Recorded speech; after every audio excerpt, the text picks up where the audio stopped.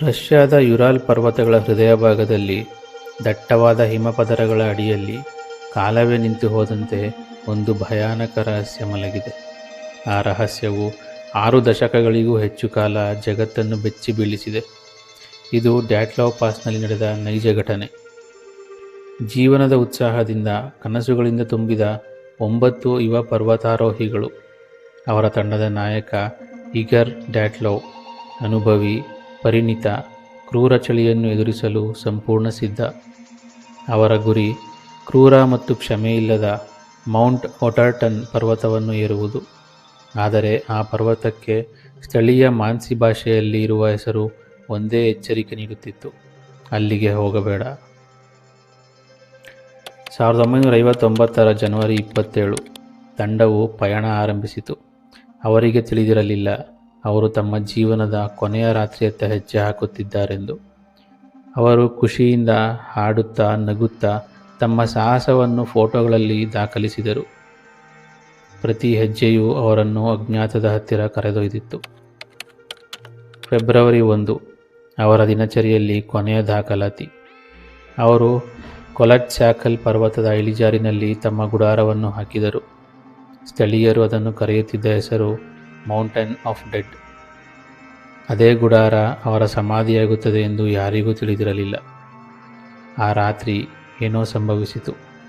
ಅದು ಸಾಮಾನ್ಯವಾದುದಲ್ಲ, ಅದು ಭಯಾನಕ. ಹೈಕರ್ಗಳು ತಮ್ಮ ಗುಡಾರವನ್ನು ಒಳಗಿನಿಂದಲೇ ಕತ್ತರಿಸಿಕೊಂಡು ಹೊರಬಂದಿದ್ದರು. ಬರಿಗಾಲಲ್ಲಿ, ಬಟ್ಟೆಗಳಿಲ್ಲದೆ, ಪ್ರಾಣಘಾತಕ ಹಿಮಪಾತದೊಳಗಡೆ ಕತ್ತಲೆಯೊಳಗೆ ಓಡಿ ಹೋದರು. ಆದರೆ ಅವರು ಯಾವುದಕ್ಕೆ ಹೆದರಿ ಓಡುತ್ತಿದ್ದರು?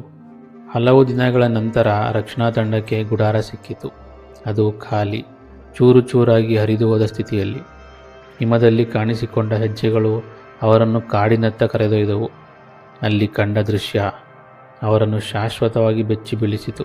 -30°C ಚಳಿಯಲ್ಲಿ, ಬರಿಗಾಲಲ್ಲಿ ಯಾರಾದರೂ ಬೂಟು, ಕೋಟ್ ಇಲ್ಲದೆ ಹೊರಗೆ ಓಡುವುದೇ? ಕಾರಣ ಏನು? ಒಂದು ಮರದ ಕೆಳಗೆ ಆರಿ ಹೋಗುತ್ತಿದ್ದ ಬೆಂಕಿಯ ಹತ್ತಿರ ಮೊದಲ 2 ಶವಗಳು ಸಿಕ್ಕವು. ಅವರು ಒಳ ಉಡುಪಿನಲ್ಲೇ ಇದ್ದರು.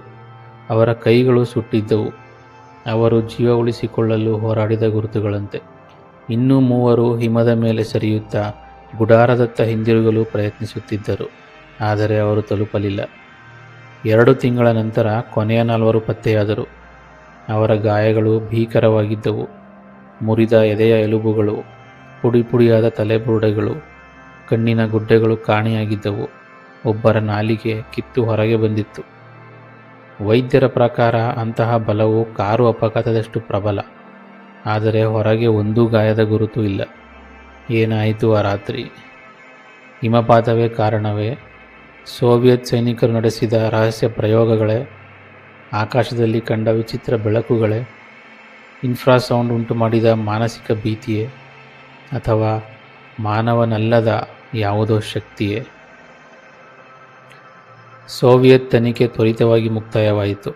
ಅಧಿಕೃತ ಕಾರಣ ಬಲವಾದ ನೈಸರ್ಗಿಕ ಶಕ್ತಿ.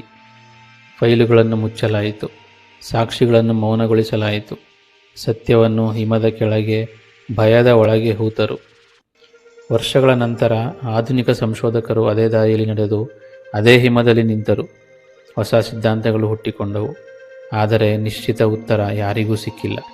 ಡ್ಯಾಟ್ಲವ್ ಪಾಸ್ ಇಂದಿಗೂ ನೆರಳಿನ ಸ್ಥಳ.